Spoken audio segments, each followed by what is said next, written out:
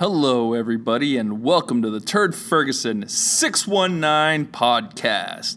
And once again, we're back at it, and we're reviewing Game of Thrones. Little by little, but I'm starting to catch up. I'm at Season 7, Episode 5, and this episode is titled Eastwatch. So how does this episode start? It starts with the aftermath after Daenerys on the throne, when she came in with her dragons, and she just totally obliterated the Lannister army, and Sir Bronn came in with that clutch moment and pulled Jaime right out of the dragon. So now we're caught up from last episode, and in this episode, Sir Bronn and Jaime rise out of the lake. Bronn asks Jaime what he was trying to do, and Jaime responds, "I was trying to end the war." And then I really enjoyed Sir Bronn's dialogue where he said, "Till I get what is owed to me, a dragon doesn't get to kill you. You don't get to kill you. I get to kill you." I just love how Bronn is the absolute definition of a sellsword. He just knows how to survive. He has that instinct. He can sense things. He knows how to take care of himself and how his main concern is money. He's pretty much, at this moment, the Han Solo of Game of Thrones. So, where did I leave off? There was just so much in this episode, and I just really liked the banter between Sir Bronn and Jaime. And Jaime is just completely shocked, and at the three dragons, he says, "If Daenerys uses her three dragons, we're fucked." And Sir Bronn, once again, being Sir Bronn, replies, "You're fucked. And our partnership ends with dragons. I'm not going to be around when they start spitting fire all over King's Landing." You know, she was able to take out the Lannister army and make a statement with one dragon. So Jaime was really concerned what's going to happen when she unleashes her three dragons. And then we move on to the battlefield now. Daenerys' dragon is lying over that little hill. Daenerys is in front of the dragon. They lined up all the soldiers. I think these were all the Tully soldiers. I didn't see any Lannisters. And she wants them to pledge their loyalty. And she's using the dragon to intimidate them. But Lord Tully has too much pride, and he refuses to kneel and to kneel to Daenerys. And Tyrion tries to talk him into sparing his life and sparing his men's life, but he refuses to. So his men kneel to Daenerys Targaryen, and then there's like a few that are straggling, and then once that dragon speaks, then the rest of them kneel. And so Daenerys, she gave him two options: either join her or die, or death. There was no cells, there was no giving up, and Lord Tully had too much honor, and he refused to kneel to join forces with a foreign invader, even though she has a claim to the throne. And I guess it was Rickon was following the path of his dad, so he decided not to kneel, and Tyrion once again tries to appeal to, I'm sorry, his name wasn't Rickon, it was Dickon.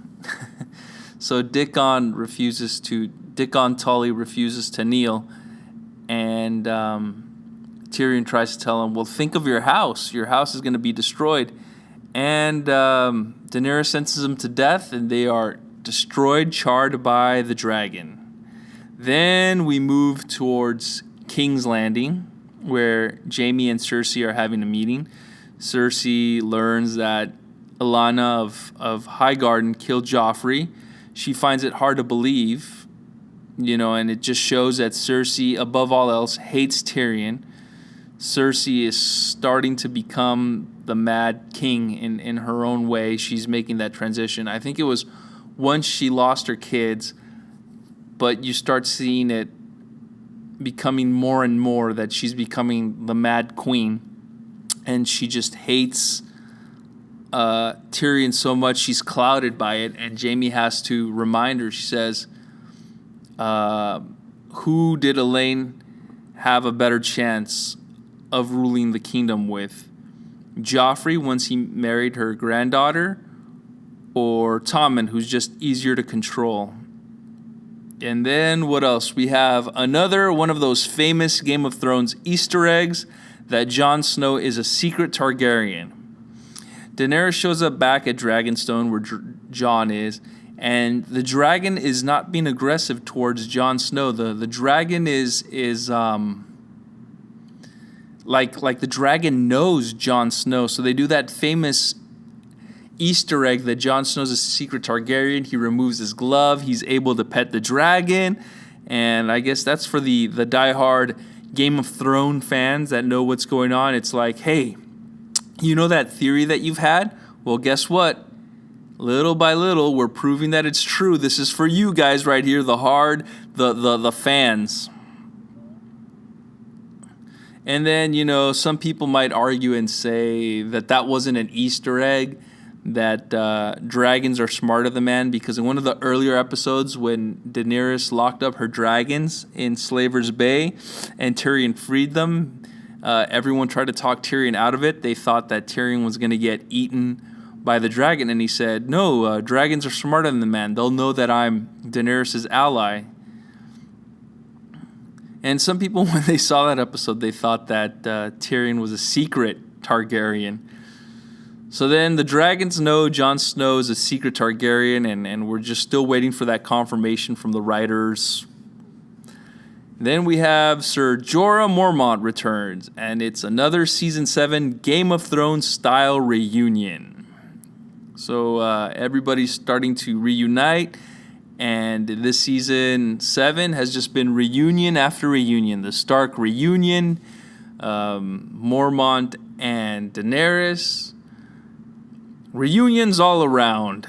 Where are the event coordinators or planners? Then we have an amazing scene. It's Bran. He's chilling by the tree. He wargs into the crows, and the crows start flying beyond the wall. And he sees that the White Walkers are getting closer towards the wall. And then Bran sends ravens. I don't know if he sends them all around, because I remember Jon Snow received one, the Citadel received one, but we never got to see other places receive them. So the Citadel receives a message, and they're just completely ignoring it. And you have Sam, the little errand boy, and he's trying to vouch for Bran, saying that Bran's been beyond the wall. Bran knows things, and we should believe him. And the Masters of the Citadel just don't believe him. They want to have more confirmation. They have a really good argument for not believing them. They're thinking that if they start moving their forces around, it'll make it, if they believe that it's a legitimate threat that the White Walkers are coming and they move their forces towards the wall, it'll make it easier for Daenerys to conquer King's Landing and Westeros. And in a dick move at the Citadel, they refused to tell Sam Tully that his dad and his brother were killed viciously by dragons and by Daenerys. Tyrion and Varys talk about it, about Daenerys and what looked like she was becoming the Mad Queen herself when she burned alive the Tully, Lord Tully and his son Dickon. I don't see how they can possibly villainize Daenerys Targaryen. She's been through a lot, and she did give him an option. And, she lost those first two battles in Season 7. She lost that battle at sea where she lost one of her big allies, which were the Sand Snakes. And then the following episode, she lost a second major ally. She lost the Queen of Highgarden. And I don't see how they villainized her. She needed a win, and she got a win. She got the big W. And Grey Worm, one of our favorite characters, is stranded on Castle Rock because of Tyrion's plan to take Castle Rock, which was completely useless. So Daenerys, without her two biggest allies, without her unsullied army, she deserved this win, and I don't know why they're trying to villainize her and say that what she did wasn't right. And Tyrion, I mean, come on, you got outsmarted twice by Cersei. Why can't Daenerys have this victory? And then Tyrion comes up with another plan. Bring a White Walker to Cersei. So when Jon Snow receives the letter from his brother that the White Walkers are approaching. They're getting ever so close. They're trying to figure out how they can temporarily call a truce between Daenerys and Cersei. So they decide to bring a White Walker, capture a White Walker from the north, and bring it to King's Landing and show Cersei, and maybe that'll create a truce. Bad idea. This reminds me of every season of The Walking Dead. Whenever one zombie breaches the sacred base where all the humans are, it just turns into complete chaos. So I'm guessing that maybe the wall is not going to come down. Maybe they're going to bring this White Walker in to King's Landing, and the White Walker is just going to murder everyone, and chaos and violence is going to spread, because this is reminding me of The Walking Dead. This has been every season of The Walking Dead when a zombie breaches. So let's just chalk this up to another bad idea by Tyrion. I like the earlier seasons of Game of Thrones where they made Tyrion be this really smart, brilliant character, but this season it seems like they dumbed him down a little bit. Just bad idea after bad idea. And what do we have? We have the conflict in the north. The Northerners are completely upset that Jon Snow has left to go to Dragonstone to talk to Daenerys Targaryen, and has left the north all alone. They voted him to be king of the north, and he's not there to be ruling the north. And Sansa's there, and she's trying to unite the north. And poor Sansa, I mean, she's the Lady of Winterfell. She's a Stark, and she's just being disrespected. Poor girl. And then we have the bond between Sansa and Arya, and it's starting to chip away. They just don't seem to be getting along. You know, Arya came back to Winterfell, but all she's doing is fighting with her sister.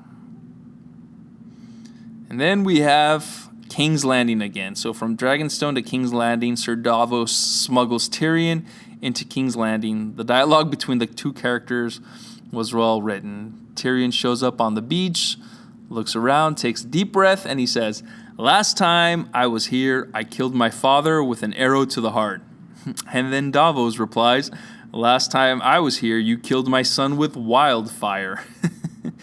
It's just like a really good dialogue between the characters. Sometimes some of the plot, some of the actions, the scenes are a little, but the dialogue is really good.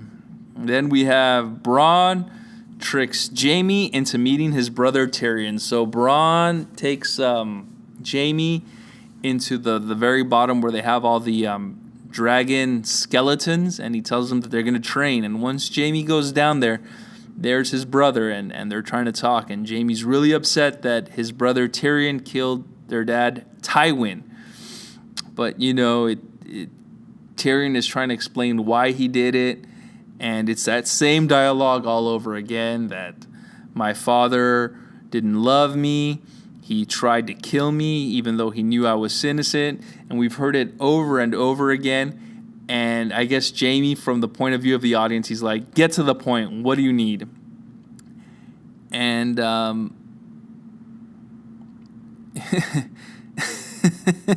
then I guess it goes really quickly.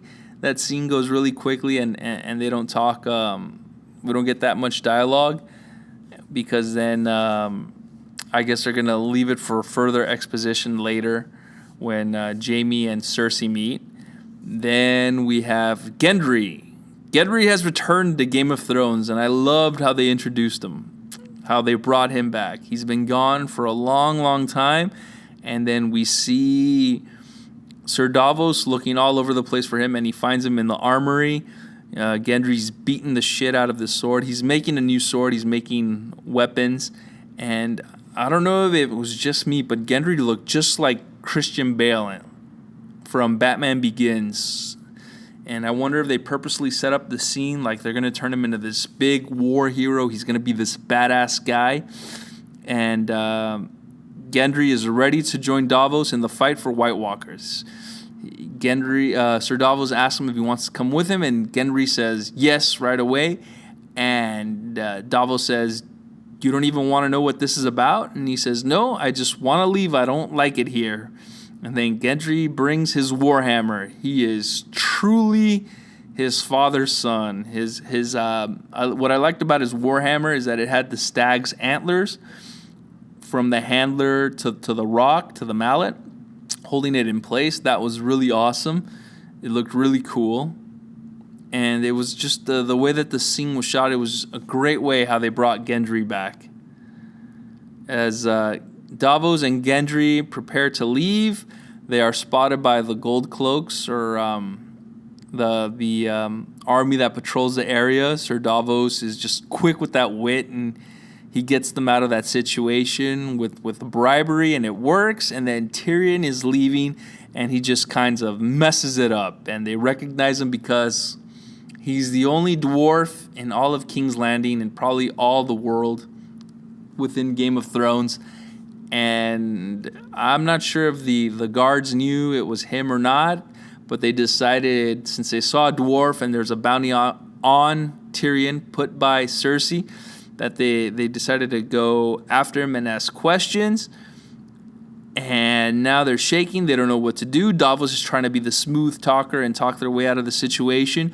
Usually in these life or death situations in previous seasons, Tyrion has been really good at talking himself out of the situation, but I guess they wanted to set it up for Gendry to swing that hammer. He did, and it looked awesome. He looked like vintage Robert Baratheon, and I don't know where he found time to practice swinging that hammer and never being spotted saying, he looks familiar. He looks like he would be a Robert Baratheon's bastard, the way he swings it. It's just genetics, man. Just genetics.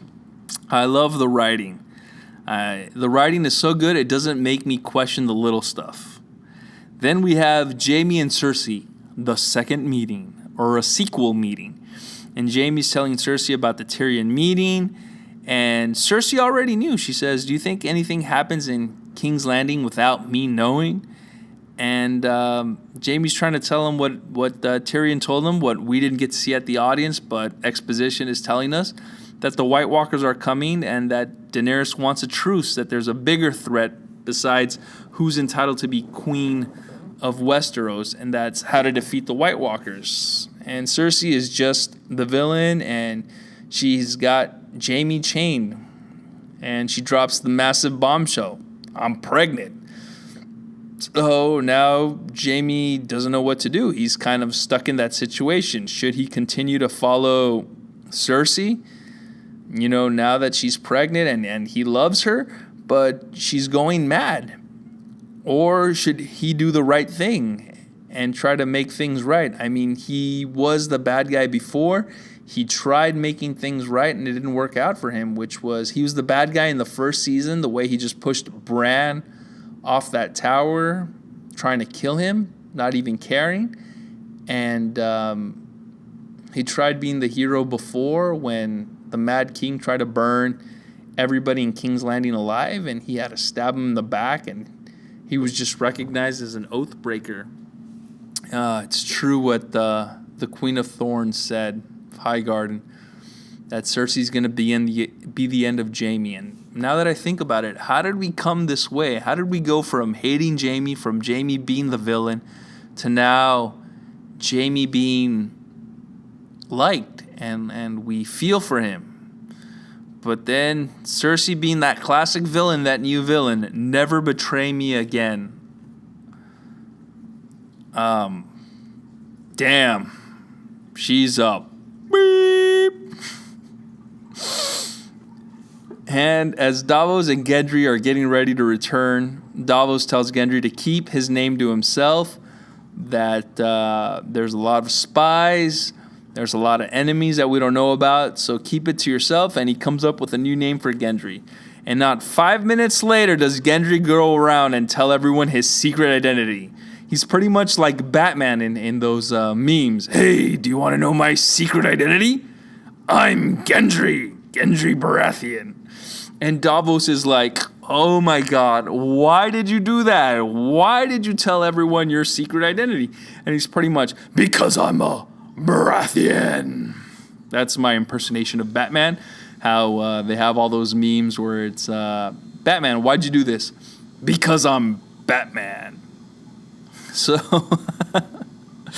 then we have Gendry and Jon, and they're the new dynamic duo, just like their father, Ned and Robert. And they're just getting along, and they're having their really good exchanges of dialogue, just like their fathers before them. Jon tells Gendry, "You're a lot leaner." And Gendry with the quick comeback, "You're a lot shorter." I feel like I hope we get several episodes where it's just the dynamic duo, Gendry and Jon. Jon with Longclaw, Gendry with his Warhammer, just annihilating enemies. And then we have a touching reunion between Mormont and Tyrion. You know, Mormont is getting ready to sail off with the guys to go beyond the wall and fetch themselves a White Walker as proof. And they're talking about their time when they were slaves at Slaver's Bay, and Tyrion gives him the coin, and he says, "Please bring it back." It's a very touching moment. It's just touching reunions here in this season of Game of Thrones, and I really like the writing this season. I really like how they're giving the spotlight to each character, and it's so sad that the two of them, Mormont and Tyrion, have been dealt a bad hand in Game of Thrones, but you know they have so much honor. And just like that, Jon Snow, Mormont, and the rest leave on a suicide mission. They leave Dragonstone to go beyond the wall. Then we have somebody we haven't seen in a while, Sammy and Gillian. Gillian is reading some journals. Sam's trying to transcribe them. They were from a maester. And while Gillian is practicing her reading, she stumbles on another Jon Snow Easter egg that he's a secret Targaryen. We, the audience, are shocked and awed. And Sammy has had it up to here with his masters. He's had it, you know, if you can see me, guys, I'm doing that forearm going above the head. He's had it up to here with his masters doing pointless chores. And while he's contemplating and he's being upset, Gillian reads an expert from a maester's journal about Jon Snow being a secret Targaryen. I mean, it's not out there confirmed yet, but it's just like that little hint right there about Rhaegar having his marriage annulled and then being wed again. And Sam's distracted. So he decides he's had up to here with the maesters and he wants to leave. So he steals some books and leaves the Citadel. And Gillian says, "Are you sure you want to leave? This is what you wanted to. You wanted to be a maester all your life." And Sammy says he's not going to wait for the White Walkers to come. He's going to do something about it. And just like that, he leaves the Citadel, the place he longed to be. I guess that's what Game of Thrones is about. This whole season has been about, from the last episode what Jamie said, that the more you have, the more it weighs you down, and just everybody's just abandoning all that they have for the greater good and moving on. Sammy wanted to be a maester. He wanted to stay there, and he decided to move on. He left everything behind at the Citadel, and he's going to Winterfell to join Jon, or Dragonstone, or the Wall, or wherever. But he just took off, and they didn't say where. And then we have Arya spying on Littlefinger in Winterfell. And Arya is trying to spy on him. She's master spy. And you got Littlefinger, and Littlefinger is just completely oblivious to it. Littlefinger has eyes and ears everywhere. He knows everything that's going on, except Arya spying on him. Littlefinger receives an important piece of paper. Arya goes into his secret quarters to look for it, and she finds it. And then we have that big bomb drop as Arya's leaving Littlefinger's quarters. Littlefinger knew that he was being spied on by Arya, and it looks like he set a trap because he's got that wickedly evil smile. So Littlefinger turned the tables on Arya and set the trap. It's a chess game.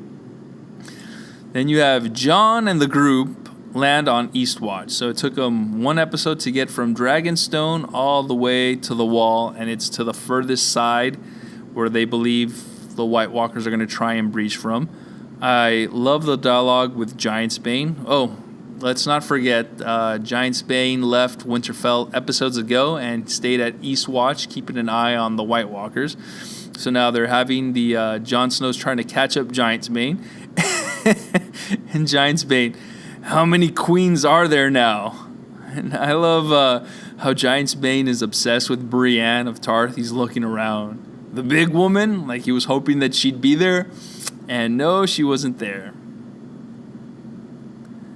And then as they're getting ready to go beyond the wall and capture themselves a White Walker, Giantsbane captured some prisoners, and surprise, it was the Brotherhood without banner. The guys we saw at the first episode, we have not seen them until now. 5 episodes later, or 4. I don't know how you count episodes. And they're locked up in a cell, and they can't get along. They're unhappy. But they're deciding that they're going to go beyond the wall. So you have Jon Snow, Giantsbane, Mormont, and the Brotherhood without banners going beyond the wall. You got Gendry, who's still bitter about the Brotherhood betraying him. He says, don't trust them. This was another great scene. This is like the first half of the Avengers movie. They can't get along, but they have to work together. So where are they going on this expedition? I don't know. I just really love this episode. I give this one a 10 out of 10. It was really good setup, really good dialogue, and it's just making me excited for what's coming up next, what's going to happen. Since the season is shorter and every episode has been good, every episode this season covers all the important points.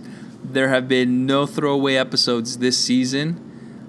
Pretty much Game of Thrones, there haven't been any throwaway episodes. They've done some really effective writing. Some people did complain about Season 5, but I enjoyed Season 5. Season 6 was a little... It took some getting used to Season 6 just because they wanted to hurry up and progress the storyline. But Season 7 has been really good. It's a shorter season, but very effective and really to the point. Now let's get to my favorite part of the podcast, where we talk about what you guys are saying. What's going on the social medias in regards to this episode? So we have this really funny tweet, Sir Davos, don't tell anyone you're Robert Baratheon's son.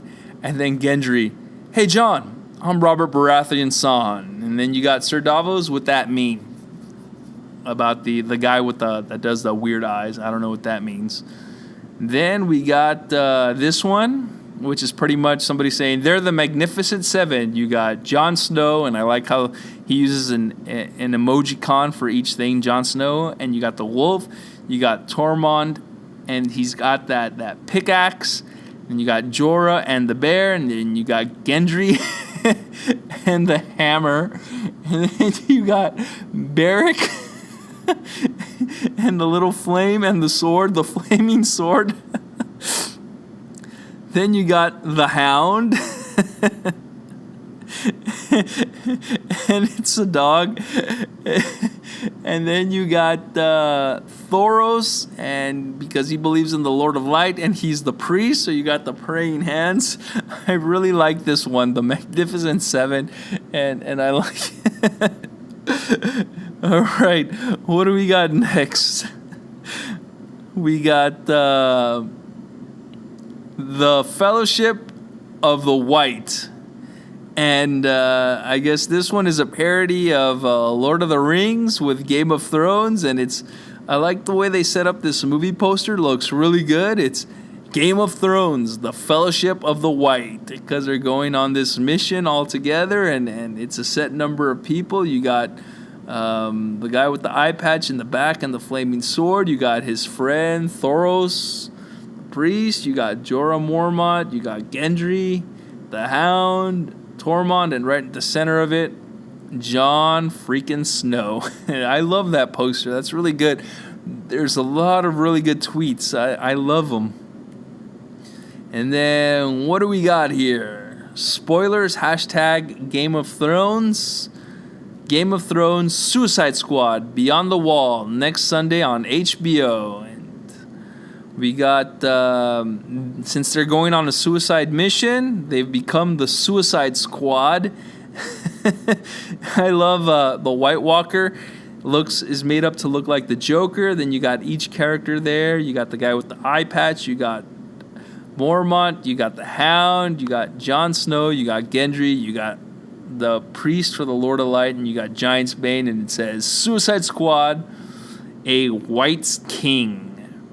I love this poster. This is really cool. They're really good movie posters. Jon Snow, Gendry, Sandor Clegane, Beric Dondarrion, Thor of Myr, Jorah Mormont, Tormund Giant's Bane, and the Night King. Where do people come up with these ideas? These are really good, and I love them. I would really like to have a poster like that hung up in my room. Then we have this tweet. The fact that the dragon knows Jon is a Targaryen. And you got the dragon and Jon Snow, and then the famous Jon Snow petting the dragon. Then we got somebody giving a compliment to the directors, the producers, the cast, and crew. One of the most amazing sequences seen on TV from Winterfell to the land of winter. And it was the ravens flying from Winterfell to Beyond the Wall. And it was a really good and amazing scene. Very creative, talented crew working on the show. As usual, we got the Avengers are here. And then each character from Game of Thrones, who they resemble. So you got the guy with the eye patch resembling Samuel L. Jackson, Jon Snow resembling Captain America, Giant's Bane is the Hulk, and because Gendry carries a hammer, he's Thor. I really, really like these. And then what else do we have? We got another funny tweet here, which is when Gilly was reading about a secret marriage from Rhaegar and Sam wasn't listening, then you got that gif from Jim Carrey on the movie Liar Liar. Oh, come on! Oh, man, I really love these. And then you got that gif of Tormund staring at Brienne and how he has that crush on Brienne. Because Tormund, when Jon Snow landed on Eastwatch on the wall and he asked for Brienne, Tormund, and the big woman? Oh my gosh, these were really good. This is my favorite part of the podcast where I get to talk about the Game of Thrones tweets, what you guys are talking about the show. I love it. I love this podcast. I love doing this. Thank you very much, everybody, for listening. And till the next podcast.